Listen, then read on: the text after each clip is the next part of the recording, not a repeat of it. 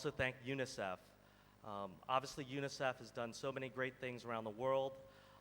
Their efforts here in Vietnam are making a big impact, and I'm so happy to have them part of our Forbes Vietnam efforts.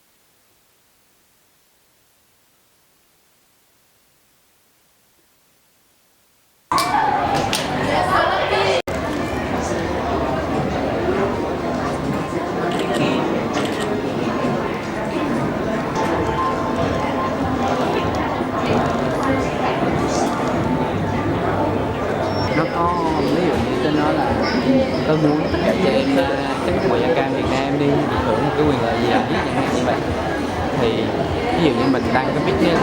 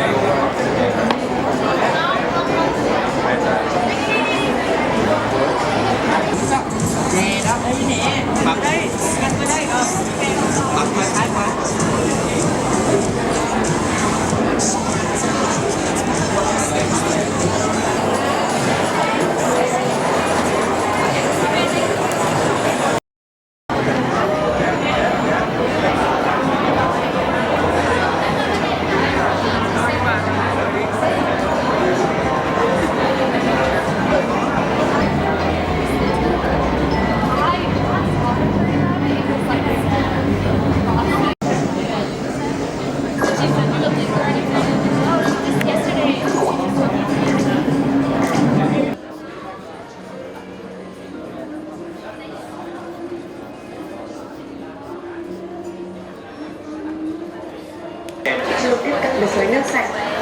Chúng sẽ chính của mình vì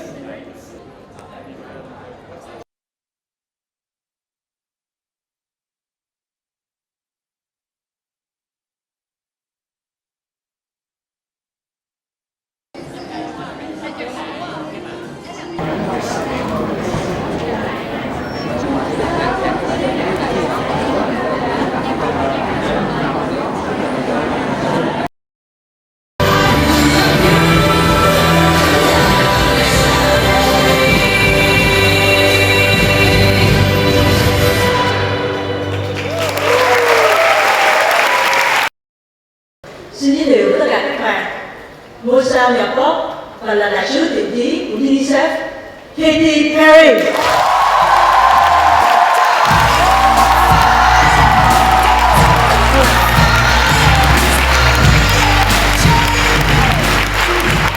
Xin chào Vietnam.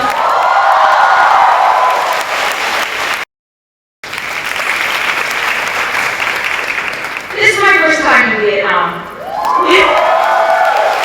However, I've been in Asia for almost 4 weeks now, and I wanted to make a point to stop here in Vietnam because I once was 30 under 30. I'm still 30, so I'm not far off. I went on a trip for the first time with UNICEF back in April 2013, and I had no idea what I was about to embark on. All I heard was that it's just going to change your life. And so I chose Madagascar as my destination, and it was my first time as a UNICEF Goodwill Ambassador, and it opened my eyes and my heart to see all of the mothers and their children and how they were trying to help their children by just providing for their basic needs. And I'm inspired by the amazing energy of change that is in this room. I know there's a really wonderful group of people, intelligent young people here today. Very exciting. And you are the ones that can make the most difference in the future. Thank you so much for inviting me to your summit. I'm really happy to be here. I was inspired by a lot of different things to take on this responsibility. One of them is that I know I have a lot of influence and a lot of spotlight on me, and I really care about children, and I really care about the vulnerable kids that can't stand up for themselves. I know that I can bring forth a little bit of influence and attention. I have a few people that follow me on Twitter, and I can tweet things, and I can share the spotlight with more meaningful things than cat YouTubes, even though those are really great. I like to use my influence for good. What would you suggest is the most effective way for the young generation to get our voices heard and then our idea taken seriously? Well, I think that technology is something that is so incredible these days. In 2015, I feel like you have the opportunity to send a message through your social networks like that and reach anyone you want to all over the world within a snap of the fingers. And so I feel like our voices are being heard even more so now than ever. I feel like we all have something to say, a platform. We got to make a lot of noise sometimes to be heard, but consistency and patience. In my own career, I had to have a lot of patience. It didn't just come to me when I wanted it, when I said, oh, I'm ready. It came to me after a lot of hard work, a lot of persistence, never giving up. But I believe that a great way to get heard is by having an authentic contribution, and how I would do that is put that on social media.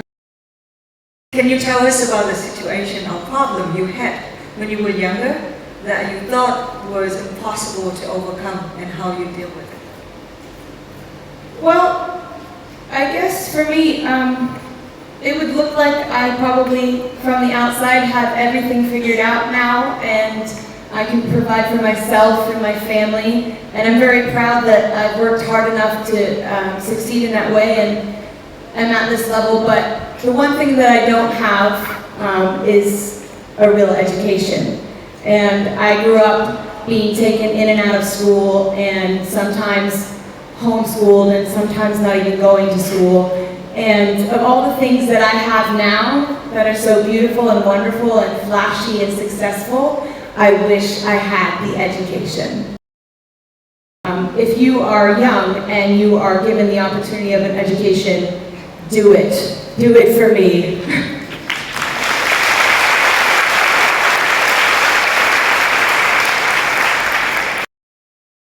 Thank you, Tuan. That is an incredible, inspiring story. I don't personally know about breastfeeding just yet, because I don't have children, but I just experienced my sister having her first child, who is now over a year old, and she has been breastfeeding her for over a year now. And I see such beautiful effects of the natural things that breast milk has in it, that strengthens the immune system and helps develop the brain and is very natural. And I would like to say that I think the stigma of breastfeeding being bad or being of the past, or that formulas being better, I would say absolutely no way. Breastfeeding is awesome. It's cool, okay? It's very cool.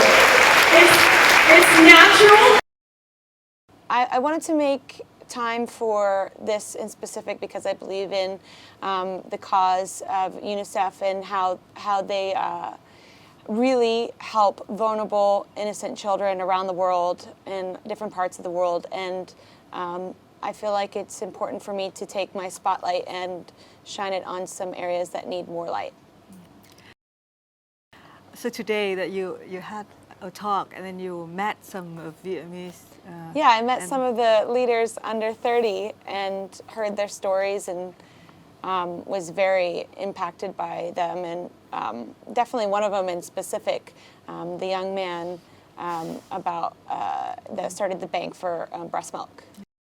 He was just so moving to me because I've kind of had my own personal experience seeing my sister have her baby and see how important breast milk is to her child that's she's over a year now, and she's been breastfeeding her for a year. And I've got to see, her grow and see the effects of breast milk on her, and she never had formula, and she's a very beautiful, happy, pleasant baby, and I think she has a great immune system, and I know that my sister made the right choice, and it was a natural choice, and that's one thing that I think people forget is that breastfeeding is so natural. There's no stigma about it being wrong or weird, or it shouldn't be taboo to be able to feed your child something natural. So I hope that the idea of breast milk is reshaped soon in the world. Because we have it, it's in our body, and it's so available to us, and so all the nutrients the child ever needs is right there. Since I became a UNICEF ambassador, I've been on a trip to Madagascar and saw mothers and their children and specifically the kind of malnutrition that's happening in Africa. Really influenced by being brought out of my bubble and seeing the real world, the real problems, and how UNICEF is bringing real help. And they are hands-on.